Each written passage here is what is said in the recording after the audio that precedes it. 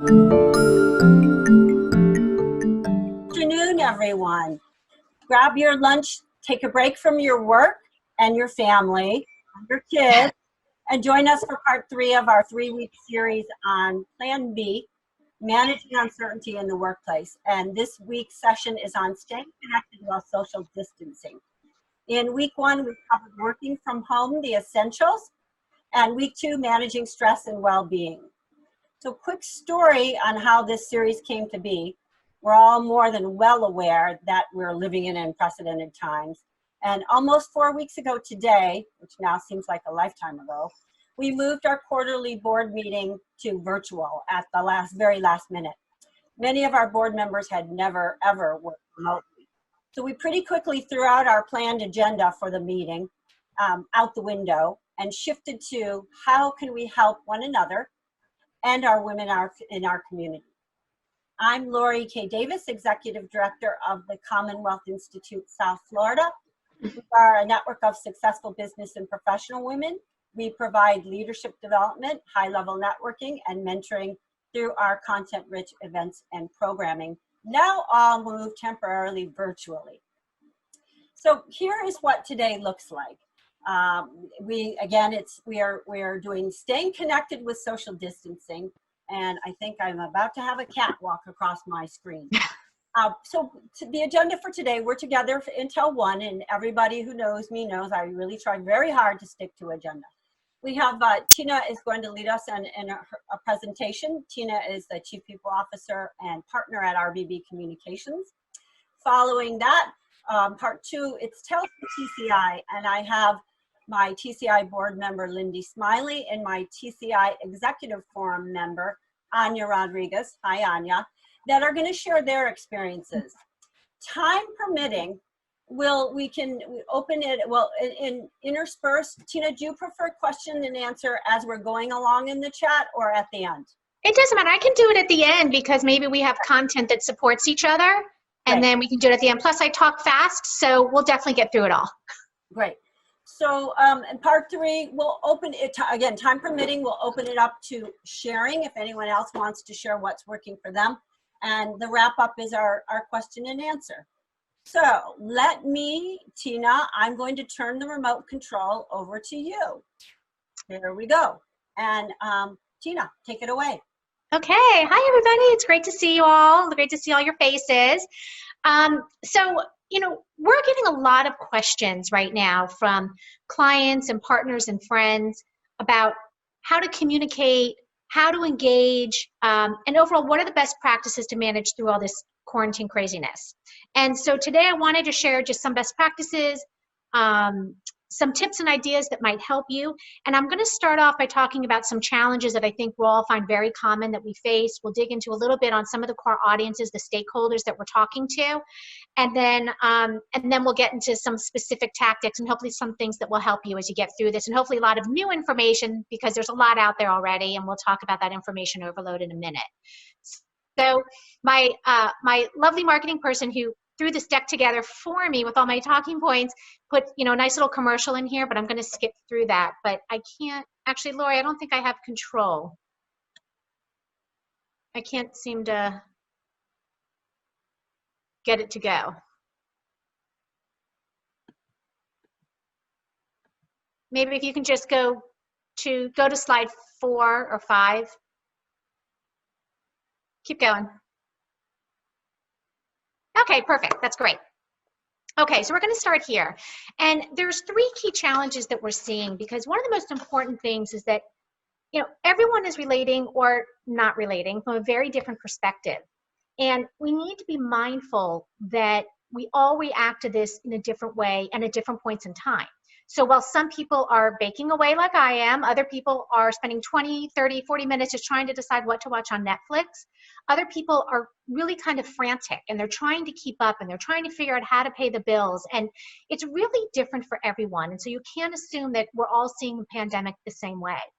And this makes it really different from like 9/11 or the financial crisis of 2008, because we're all handling this different as a country, very locally as a community, and then also all of us as business leaders are seeing it completely differently. So we're just not in the same place. And each day seems to bring new challenges. And we're all doing things that have never been done before. Even companies like ours who have been working remotely for years are innovating for ourselves and also for our clients. And this is a challenge I really love because people are solving issues quickly. And they're solving issues they've had for a long time and couldn't quite figure out. I had a client just yesterday told me she solved an issue that they've been sitting on for 13 months because they didn't know how to do it. And all of a sudden, in 1 week, they solved it. So people are sharing ideas. There's fresh thinking out there, and it's really invigorating, at least for me. So I'm sure it is for all of you as well. And the other thing I wanted to address in terms of these communications challenges is this information overload. And the amount of information flowing right now is double or triple what it was in January or February. So back when life is what we call normal, we could send out an email and we'd be reasonably confident that somebody would read it and could completely understand what it was about. And right now, because there's so much coming in, people are not absorbing it all. So Lori, if you go to the next slide, I just wanted to share a quick graph so you can really see what's happening here, because what's really interesting is that a new word has been coined as of February of this year, which is called an infodemic. And this happened really early on. They declared the world's first infodemic in February 2nd. And can you imagine now, I don't even have an updated chart here. If you can see it now, I bet it would be 4 or 5 times the amount of information that's flowing. And so what you can see here is that this shows the acceleration of the Google searches, the online media coverage, and the television media. And so it's no wonder that all of us are really struggling to keep up. And so what this means is that we want to start adding layers. And by that, it means that the communications you put out there need to have some repetition and some reinforcement. So if you're sending out an email, oftentimes it's good to follow up with a phone call or to follow up with a FaceTime or whatever form of communication you're using. And it's also a time to start consolidating and cutting back on communication. So if it's something that's not really necessary or not completely relevant, you may want to consider pulling it back to give people the bandwidth they need to absorb the information that's coming in that is more important. Okay? So are there any other challenges that anybody else is seeing that are not addressed here, or do you feel that these are pretty on par with what we're seeing? Okay, I'm going to assume we're pretty on par. Wait, Lori, I can't hear you. Manning the chat box, my membership and my marketing and membership manager. Okay, perfect. So feel free to use that chat box, everyone. All right, good. Let's go back up one. So what I want to do is just take a few minutes to talk about how we stay connected on all these different levels. So for most of us, we have these 3 main buckets, and they each may break out into various subdivisions, but the key is to determine the right tone, the right frequency, and the right content for each bucket. And today we're going to focus mostly on the first 2, the employees and our personnel and our clients and customers. And the beyond business bucket is really broad. So you think about your family, your friends, your networking, anything that can fuel your personal growth. And it's a pretty large bucket and it has a lot of variables in it. And while a lot of the things we talk about today, I think will be relevant to this group in one way or the other, I'm really going to leave the expertise on this to someone who's really credentialed with interpersonal relationships, like a psychologist. But I will touch on one area of that. But with that, let's just jump right into the employee side. So let's go down 2 slides. So staying connected with everyone we work with. There's a lot of companies right now who are feeling really uncomfortable. And many thought they could never have a virtual workforce, yet here we all are, we're all doing it for the most part. And so like I mentioned before, we've been doing this for a long time. We've been doing it for a decade. And so we're helping a lot of our clients navigate through this because it really is, uncharted territory. We hear that word over and over, but sometimes there's just not a better term for that. And so some tips that I'm going to share with you may seem a little bit obvious. Some are also best practices that we all really get out of the habit of doing every day in the office. So what better time to bring them back? So let's go to the next slide. And the first bullet here is probably the most important one I can share with you when it comes to working with your virtual workforce now. And that is that this protocol of that all your managers should have, not just you, but is that to manage by objective, not by attendance. And that means that, the question I hear most from not from colleagues, but from partners and clients are, how do I know if my people are actually working an 8-hour day? And my response to that is another question that says, are they delivering?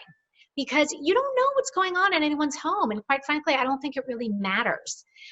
Your employees are if they're continuing to contribute in a meaningful way, try not to be concerned whether they're working 6 hours or 8 hours. You know, when you think about like a hands-on perspective, focus on defining the work to make sure that there's clear and defined outputs and outcomes, not hours in front of a screen. Team leaders, they just need to make sure everyone knows exactly what they need to accomplish and when. And so your people, if they're not in the office on regular hours, those regular working hours really shouldn't define the scope of the day. Instead, what matters are the results that they're producing for you. And you also want to make sure that your team members know how to reach each other and how to address issues. So for example, we specifically defined roles within our office for problem solving. And while sometimes, you know, we usually have multiple people that do certain buckets and certain things in the office on a regular day, we've now narrowed it down to one person per topic. So one person might handle staffing needs, another handles tech challenges, and someone else is overseeing resources. So whenever there's any of these particular issues, they know exactly where to go. And this process needs to be documented, not just talked about, so that it's written, it's accessible, and people can look at it back and reference it. And it's important that way everyone stays on the same page. And the other piece to think about is team members knowing what's expected of them before, during, and after calls, because there's a lot of calls happening right now, a lot of Zoom happening right now, we know. And so consider these team meetings with specific actions that divvy out who does what, and always establish that timeline. So you kind of remember that formula we have at the bottom there on the page is the who times what times when. And I know that's just best practice, but just a good reminder to be as communicative, share as much information, be really detailed, be specific, and put it in writing. And should a team member not be available for a question, or team members not know what to do, you know, they need to know where to go, because sometimes the answers may vary by team or department, but you want to take different circumstances into place. So someone you may rely on a regular basis might be offline for an hour. Their internet could be down, their phone could be down. They could have a child who's frustrated with online learning. I mean, you just don't know what's happening. So we want to make sure that we can have a little bit of flexibility with that and help reduce the confusion if you have kind of a stepped process for that. And that way your communications won't fall through the cracks. And if any of you are like me, you are experiencing an incredible increase in the amount of emails you receive daily. I mean, it is getting crazy. So not everything has to be an email. Some things are better said on the phone or on Slack or Skype or something else. So consider your options. And with that oversaturation, also think about company-wide emails. Right now, we're filtering them through one person. So if there's a lot of information that needs to go out to our employees, we're trying to narrow it down to just a couple of emails a week, where we'll just put everything in one email rather than having 3 or 4 a day, because it's just too much for everybody. So, and then think about if there are things that you would have done in the office where you'd have just popped over to someone's desk to talk to them. Do the same thing now. IM them or pick up the phone and call them. I would skip the email because the emails are just insane and it's really hard to keep up. And also I would say, you know, when it comes to meetings, I find that video is helpful.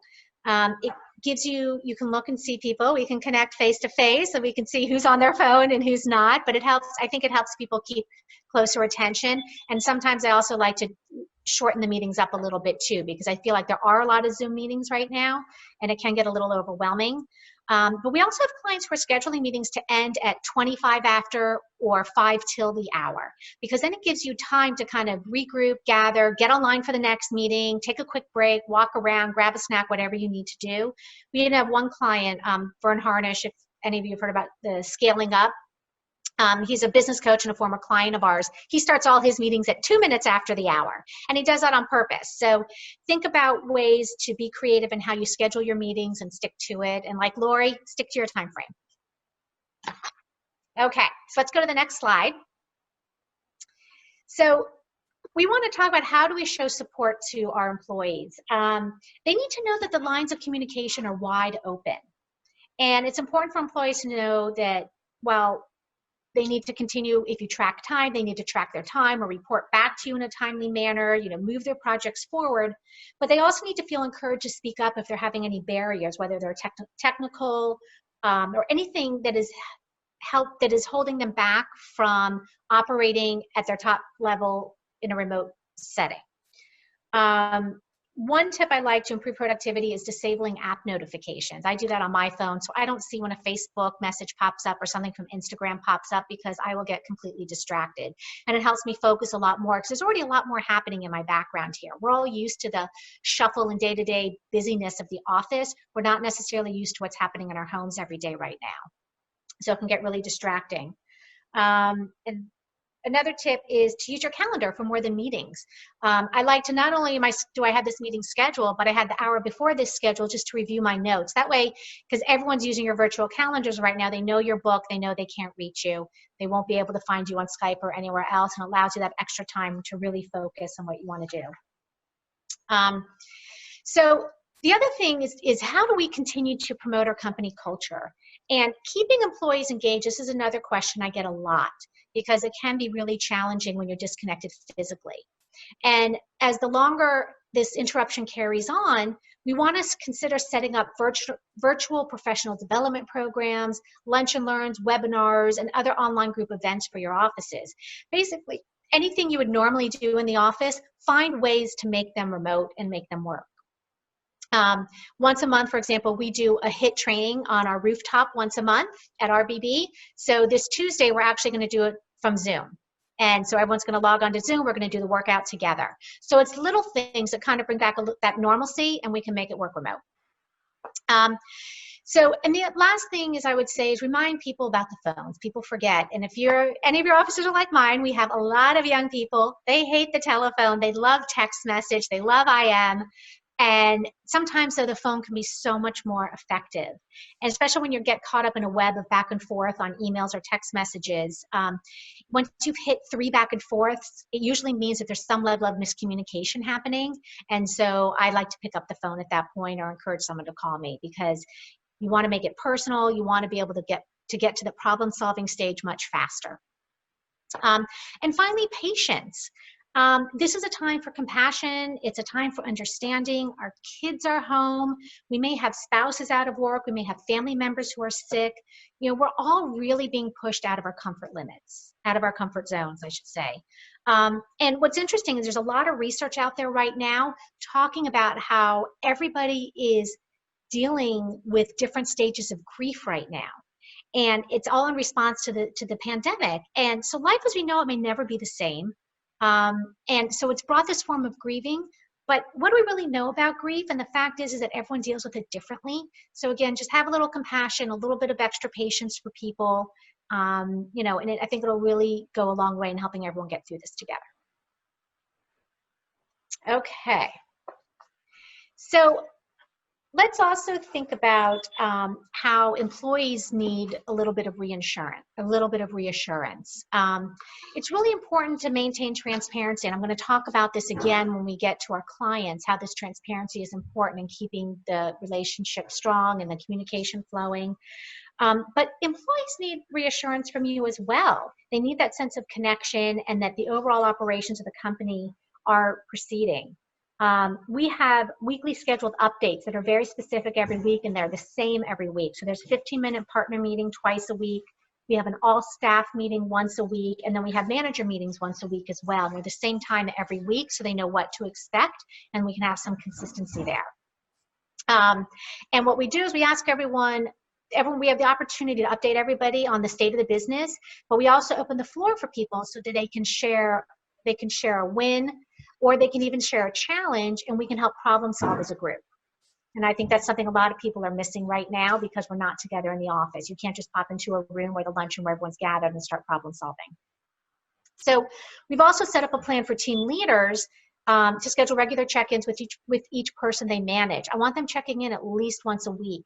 And this isn't about a specific work assignment or something that is office related. It truly is a relaxed one-on-one connection. It's a conversation about it could be about sports, it could be about current events, it could be about a recipe. It doesn't really matter. It's just to help people feel less isolated. It just helps boost morale. And you'd be surprised, relationships are actually getting stronger, I think, as this goes on, because we're actually checking in with each other more on a human level, which is really nice. So let's go to... I have a question on your relaxed check-ins. Do you have any subscribed or questions that you shared with your leaders? Here's some things, topics that are appropriate to talk about in your relaxed weekly check-in? 100%. And you know everybody a little bit, so I think the topics will vary. One of the things I recommend to everybody first is starting off with, what are your challenges? Saying, oh, it's okay to say you had a rough day or what your challenge was today. And it helps them feel it's okay to open up, because sometimes employees don't want to open up to you as a manager and they don't really want to share what their struggles are, but it's amazing what you'll learn, and there might be ways that you can really help them. So that's number one. Number two, I do like to have a list of topics and things like, what are you doing for dinners? Are you shopping? Do you have enough, do you have enough toilet paper? Talking about we have people in the office I know are reading, so I'd like to find out what they're reading right now. Are they exercising? What are they doing? Have they found any new podcasts they like? So it's really just a general conversation, and I try to tailor the topics to what I know they have an interest in. So it will vary a little bit place by place, but we have a list of topics. We're actually working on a formal document on that, and I should have that by the end of the week as well, and I can share that with the group. Right. It's a good question. Okay, so working with our clients is a little bit different than how we communicate with our employees, because we're really kind of stewards, we're guides for our clients. And so our approach is a little bit different. So let's go to the next slide and we'll just dig right in. But one of the things that's really important, and you see this again, is what you'll see again is the transparency here, is that, I say we want to wrap our arms around our clients and our partners. We want to put a focus. We're all having a really hard time. And we're all not adjusting the same way. So, and what's happening right now is the lines between work and home are blurring, because now it's just one big arena for all of us. And we're also working more hours than ever. I'm finding most people are working more like 12, 13-hour days, and you're not even commuting. So the work day has really changed dramatically. And so we always want to let our clients know that we've got their back. So how do we wrap our arms around them? One of the things we did at RBB is we have several clients that we sent videos to, and we did them really down and dirty by using an iPhone. And if I can, Lori, can you see this? If you should be able to click on the picture here, and it should play. This was for our client. Hello from the 305. Hi from NYC. Hola. Hey there. It has been many years since our journey together began. Looking back, it's safe to say it's been a wild ride. Do you remember that time when we all jumped around in the inflatable snow globe? Or maybe when we cooked dinner for like a group of 6 journalists? No matter how many twists and turns have come our way, We stuck together through it all. Above all else, one thing remains true. The journey is just as important as the destination. as I sit at home, the craving for a perfect cook-to-order omelet becomes more real every day. And whilst the day may not be perfect, it doesn't mean that it doesn't have a purpose. Whatever bumps come our way, we're going to go the distance, and we're going to do it together. So here's to you, here's to us, and here's to the wonderful things to come. Cheers. We love you, and we are thinking of you. We miss you. And in the meantime, I guess I'm going to have to work on my own omelet skills. We're here to help you weather any storm and go the distance with you. And cheers to that.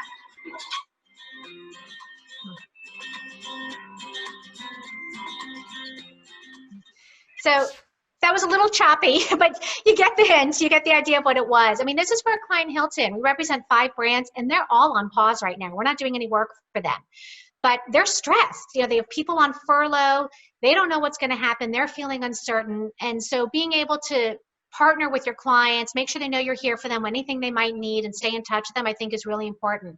And you'd be surprised if you ask your team who has some mad iPhone skills, you'd be surprised who can take some quick videos that each of us send to one person and they can whip this together. So it's just one idea, but always good to let them know you're thinking of them. The other thing is, you know, while we talk about newsletters too, you know, we're the experts in our industries. All of you are in very different industries, and you are the experts, and you bring a lot of knowledge to bear. And, you know, if it makes sense, it's a great opportunity to provide your clients with that same knowledge, with the up-to-date information. And one example we've done is we created what is called the COVID Daily Brief. And there's the general one where people can go to our website and just sign up, and it just brings all the key news together in one spot. So you don't have to read for hours. You can get all the quick fix. But then we've also offered it to our clients to be completely customized. So we can look at it by geography, we can look at it by target audience, and really help our clients dig into the information that's going to affect their business most. So think about what you do and what you can bring similar to that can help support your clients. And then finally, it's important just to remain, mindful of boundaries. We really want to wrap our arms around them, but there is a thing is too much information. So while we really want to hug them, we don't want to smother them. So just make sure that you're taking the cues from them with the feedback. If they're really silent and there is no feedback, give a little time, and don't, you don't want to push too hard, obviously, because we don't know what they're dealing with. So on the next slide, we're going to talk again about that transparency. So what we want people to understand is that our companies are changing too. So you need to be able to communicate with your clients and be very transparent about what that shift is looking like. So for example, are people in your company being furloughed? Are there people who have been let go? Are there new people on their team?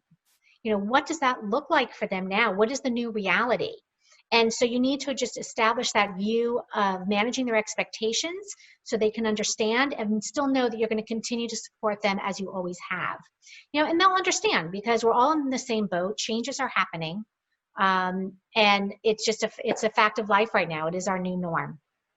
So any questions on clients or anything that we didn't address that you wanted to talk about? How transparent are you? Are you like the same transparent that you'd be talking to your partners? That transparent? I'm finding it's a mix.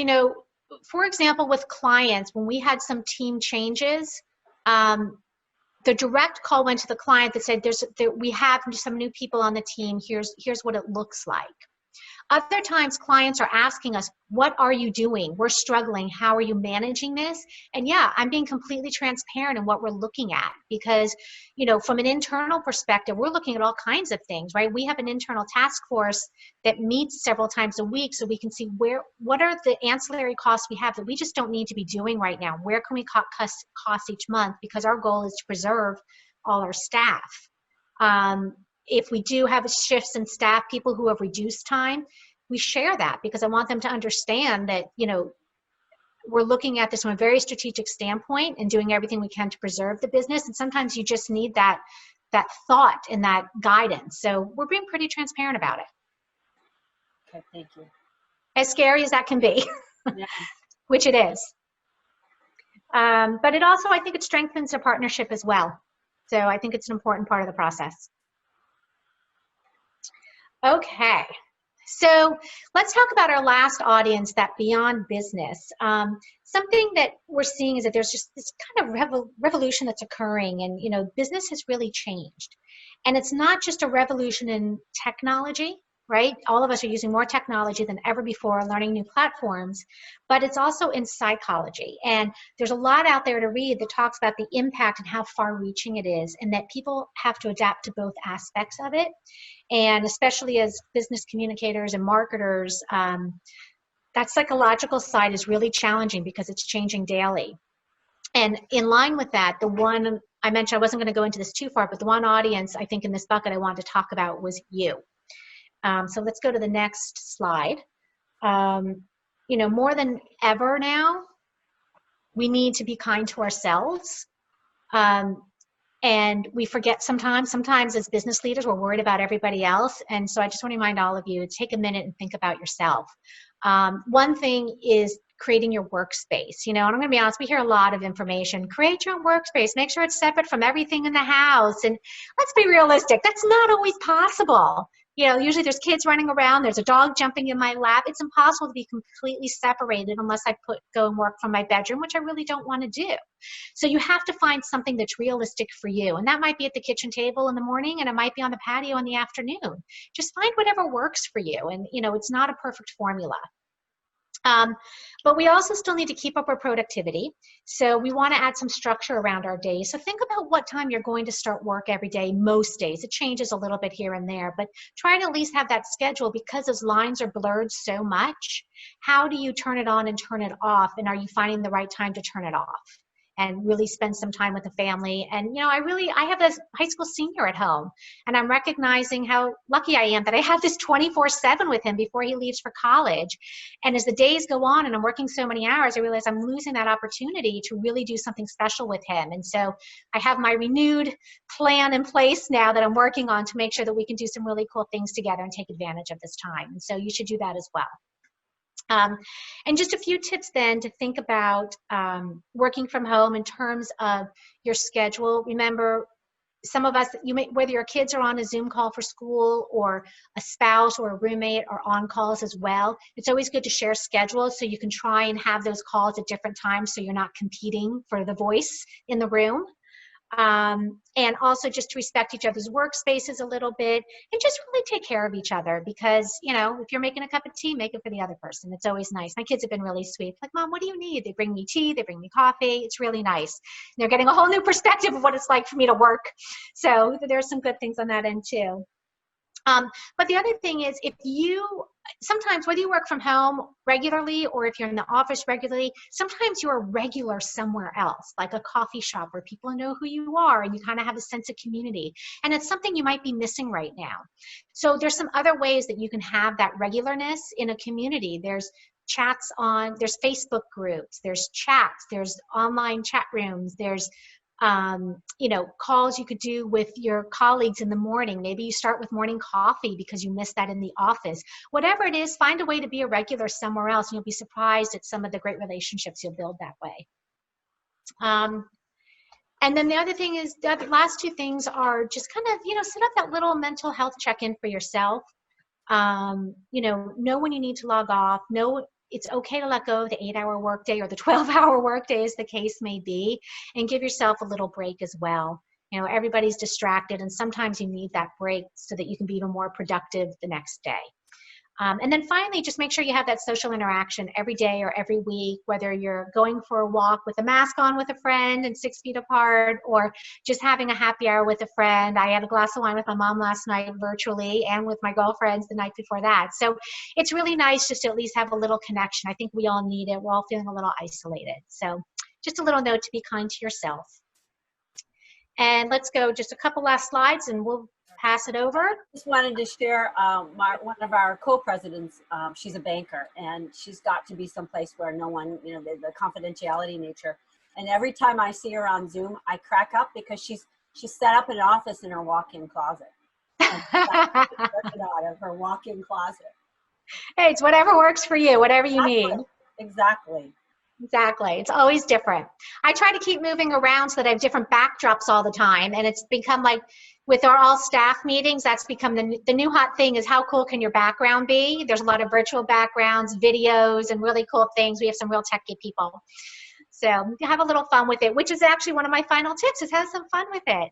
But the first is I'm going to say is just don't cheap out on technology. When it comes to your business and being able to communicate, sometimes we have to spend a little bit to make sure everybody has the right tools. And that is so important. If you cheap out on it, it really can affect how you communicate with your people and how you come out of this in the end. And the last one, back to it, is have a little fun. And one of the things we've done, this is a picture here of one of our virtual happy hours, our office-wide happy hour. We had about 60 people on here. We've had one of my partner's husbands is a big-time foodie. He's a food influencer and a bartender. So he did a bartending class for us last week on our happy hour. This week we invited some other influencers in, and we're going to have a guided conversation about food influencers and how to work with them during this pandemic. So it's related to our business, but also a lot of fun because we have a lot of foodies in the group. But if you go down to the next slide, we also started things like our own vocabulary lists. So you probably, all the different vocab at the top there is a list of all the different, whoops. Can you still hear me? It says my internet's unstable. People, quarantinis and all the new words that are coming out, we started creating our own as well. kind of a corn queen. When I've accomplished everything I need to today, I can celebrate myself. I am a corn queen. And so we have an ongoing Google Doc where everyone just keeps adding new words to the list. We also have a bingo game. I think with the last group on the last webinar, I shared our bingo sheet with everybody. It's kind of all the things you hear on the Zoom calls. I'm frozen. My internet isn't working. Can you hear me? Can you hear me? I thought you were saying you were frozen. Sorry. No, not yet. I might be later. But yeah, so it's just some fun things. I can share that with this group as well. So just a reminder to have a little fun with your groups, whether it's your employees, your family, your clients.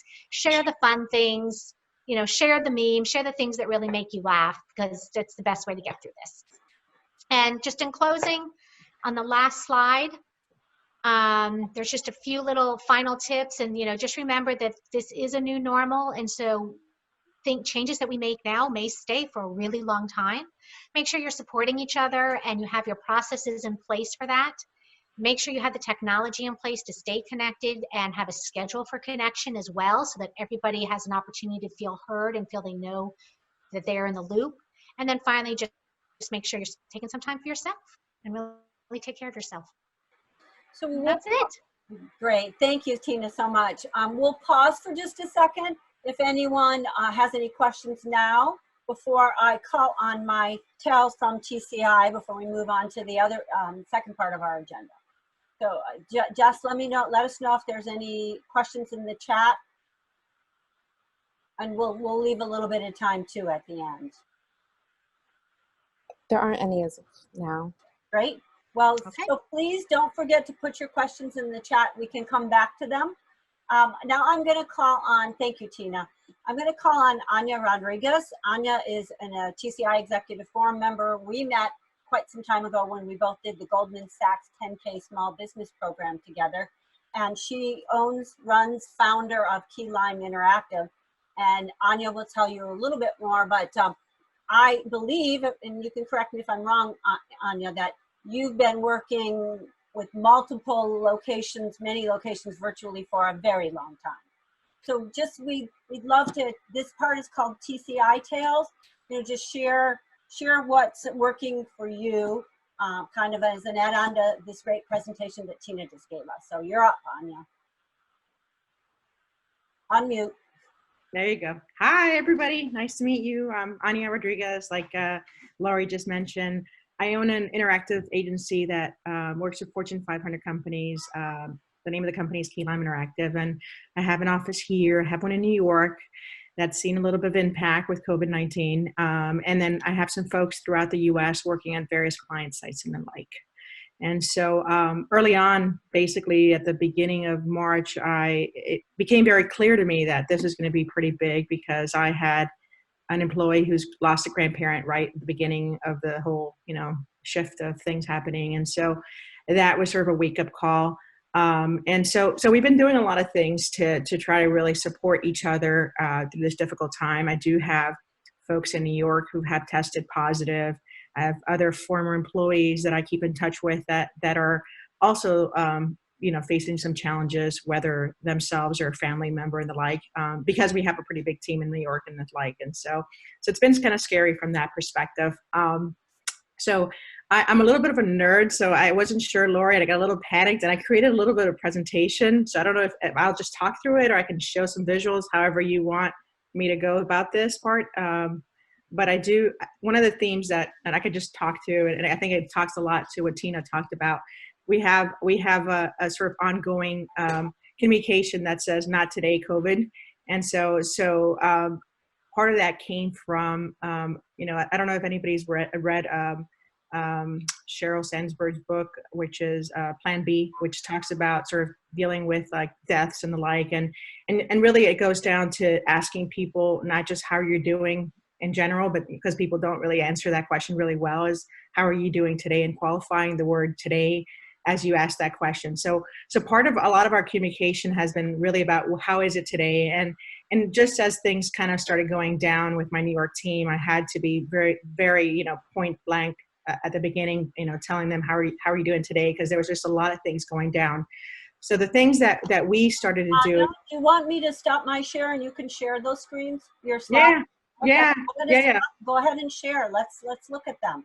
Okay, all right. So we can do this. All right, so I can do that. So, yeah, so I kind of took a little bit. So what I have been doing, oops, the wrong thing. So what I have been doing is I've been really, I mean, I think I've had to put up my game big time with trying to make sure people felt connected. Because we had, like I mentioned, because we have a lot of folks in the New York area, it was really important. So from the get-go, I started telling, hey, listen, we're over anticipating things. Here's what we're doing. You know, just because to the point of what Tina was talking about, they need to know what's going on. I've been very, very, very transparent in doing so, because it allows us to make sure that they understand. So even before the law had passed around sick leave, the folks that were getting impacted by being sick, I had to let them know that, hey, you know, we'll, you know, go ahead and just take whatever time you need and the like. And then really sort of being really upfront about how we're cutting expenses. I mean, we're in a really good place because we've been doing really, really well. But it has slowed down a bit. I mean, some clients we had Southwest Airlines as an agency of record, and we had to stop all work, and they had a lot of work coming in this month. We also had to work locally with Brightline that kind of got, you know, paused, if you will. But everybody's been really, really great. You know, and part of what, you know, we've pulled to, and because my company, typically what, you know, our focus, if you will, we do, our focus is really around research, customer research. We've been really sort of attuned to making sure that we're meeting the needs of both our internal teams and and our clients. And so for us, if for those that don't remember this, maybe from a psychology class in college and the like, but we kind of went back to like the hierarchy of needs, and really just making sure that folks felt safe and loved, and really sort of really worked on esteem and you know, and the like, because those are the things right now, and obviously physiological needs that they're having. So for us, it's been really core to kind of come back here and kind of draw from here. One of the things, like what we did and how we started doing. So I'll share a little bit of an example, but there's an Asian gentleman that's in my Miami office, and he makes Cuban coffee every afternoon for us. And so obviously we're not in the office anymore. So now every Tuesdays and Thursdays we have what's called Cafecito Chowcito. His name is Chow Yu. So we have Capacitor Breaks, and I'll show you what we're doing there, which it's been really, really successful because it's really light, and people really need light things right now. And so I'll show you an example of the questions that we have, and the like. And I'm sorry, my kids have decided to run and scream, as you can hear them in the background. So I'll share a little bit about that, but it's really sort of going to levity and just really sort of doing that. On our Friday calls, we've done things like we've had crazy hats. So people have been wearing funny hats instead of just, you know, doing a call like this. And I think that lightens it up. It kind of giving them an hour before, like, okay, guys, find your crazy hat and put it on, or something funny and something like that. And so that's been good. One of our clients at Google, one of the ladies that works with us at Google, she does mindfulness events. So we did do a Friday afternoon where we not only told people, hey, you can bring yourself, you bring your family members, your kids, your husbands, and the like, and that was really great.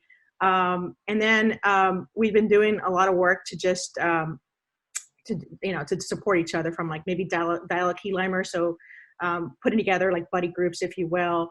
The folks who have to kind of be the more negative folks, they have a wine and cheese club, like whining, like, and so they can whine and they can do that. I try to tell them to keep it light, not to be too negative, but it helps them if that's the way that they deal with stress, and the like. And so these are examples how we're helping each other right now. That the gamers in my group are doing a game share with like Fortnite and Animal Crossing, and they're dorking out like that to an all extreme. And so we've been doing a lot of little things. The recipe sharing, we have one employee that is up in New York that really has been, sort of leading out that way. And so we have a Google Doc that has all these recipes in it. And so that's been fun. So these are the types of things we're doing to support each other. And then a little bit more of that Chelsea, which I think has been the fun thing. So instead of just doing a general sort of, talk, if you will, we've been every Tuesdays and Thursday, we have 2 questions, and this has been sort of the examples of the questions we've done so far. But we only do 2 at a time, and so we go around. I have a little over 30 employees, so just and not everybody shows up. So typically we find about half the people show up to these 15, 20-minute breaks, and then we just kind of go around, and so it's been really neat because it's something that they can, in the morning we tell them what the question of the day is. They have some time to think about it, and then they kind of are coming in if they can, during that 2 to 2:15 time. And then one of the things that I've been doing that's been really, really, really great is 2 things. So for our clients if they're clients that were hurting, like in the case of our travel clients, we've offered them, some like workarounds where we're not even charging them. I mean, they've been good to us throughout the years. We're doing things for them right now that is really sort of helping them and reducing, their stress, if you will, because they still have things they need to get done. And that's really for clients have been really, really good for us. I mean, I think you can't just do that for everybody because it will impact you. But for those that have been, clients for a couple years and they're consistent and they're in a situation where they're in travel or the like, we're trying to keep them going if they need some stuff. For those that are not, and even for those, what's interesting is this is not to take advantage of the moment, but there's clients that have kind of gone dark on you. I'm sure, like they've gone dark on me. And so an example of what we do is we're sending them virtual flowers and just checking in on them. And interesting enough, where in the past, maybe they just hadn't responded back. Now they're suddenly responding back and they're being much more, privy to talk to us, if you will. And so that's been a really sort of neat, if you will, conversation starter. And then obviously for the ones that are our clients, just checking in on them and doing the like. And so I've been doing a lot of that. And then I don't know if anybody knows about Sugar Wish. I like Sugar Wish because you can send people candy and they pick their own candy out, and they are still working right now. And so it sends an e-card to your client or whoever it is, and then it tells them, hey, here's some candy, and it's fun candy. Like there's a lot of little fun candies you can pick, and then it sends it to their house. So that's just a way to kind of do that. And I think that might be where I kind of just pulled together some slides quickly as we were talking. So comments, questions, thoughts? Yeah, before we turn it over to Lindy to start our wrap up, we'll take a chance. I did have a question if the slides were going to be made available. We have recorded this, so we'll have the recording available within the next 24 hours. And I do need to just, because sometimes slides are proprietary, I just need to check with our presenters on that.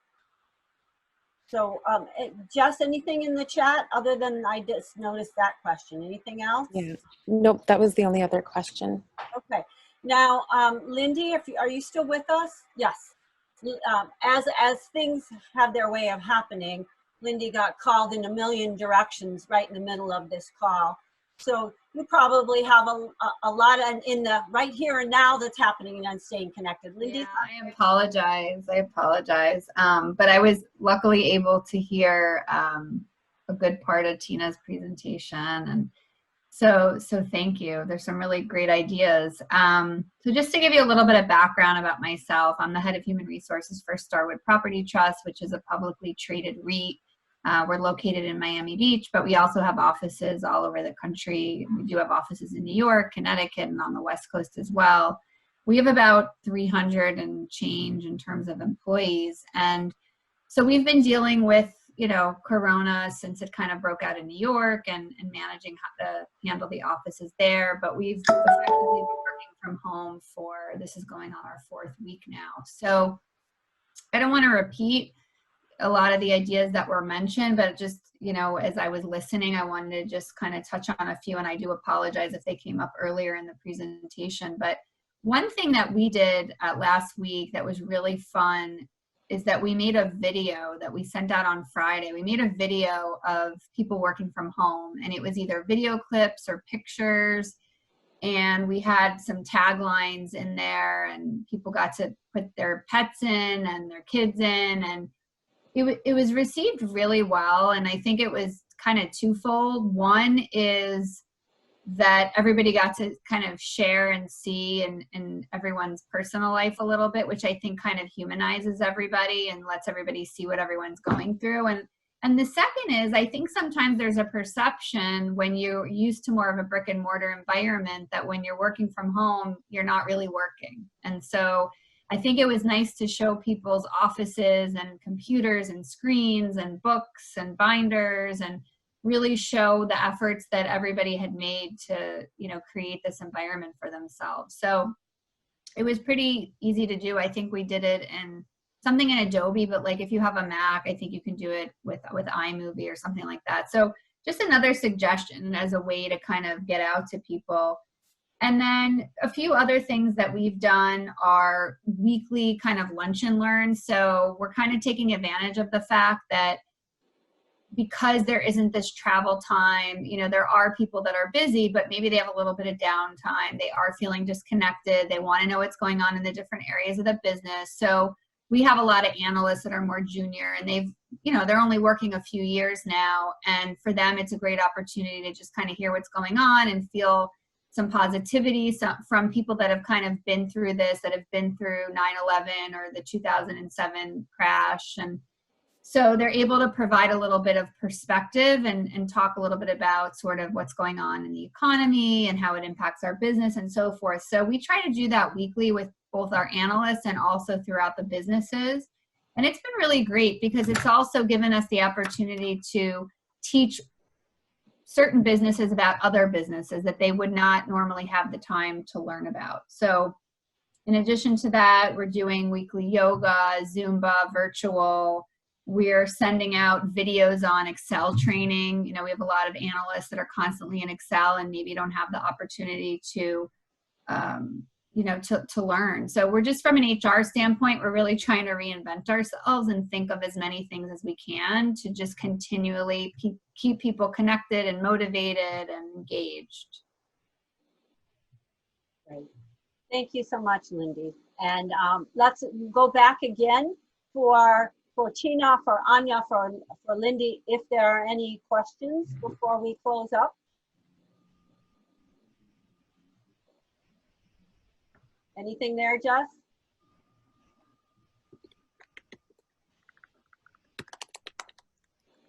Any questions, Jess? I think Jess just froze up. Jess is working outside and looks like she's frozen up there. So if there's, oh, let me just see if I can get to the questions without this. But let me check this one more. And again, other than my last slide that I was responsible for creating, looks like I have the wrong dates in there. I want to thank you for joining us today. And thank you again, Tina, Lindy, and Ania. Such really great information and food for thought on how we can all stay connected. We're exploring, especially as we go through now more than ever, these challenges and changes in how we work and in our world. We're exploring continuing Plan B, managing uncertainty in the workplace, to cover more topics to help our community of women navigate through these uncharted waters. So stay tuned. Yeah. Again, Lori, there's a couple questions popping up before you sign off. I won't close this then. Hold on. Can you see them, Tina? I can. One of them was Renee asked, do clients mention they think they will come back with the same plan in June, or will be a case-by-case basis? Wondering what you were hearing. For us, and I'll let Ania tell you what she's hearing, we are hearing that they're planning to come back. We have a lot of clients that right now they've pushed pause on April and May, and they are expecting to come back. So the question is, right, will it be at the same level or not? I guess we don't always know.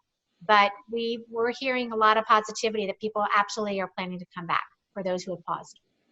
Ania?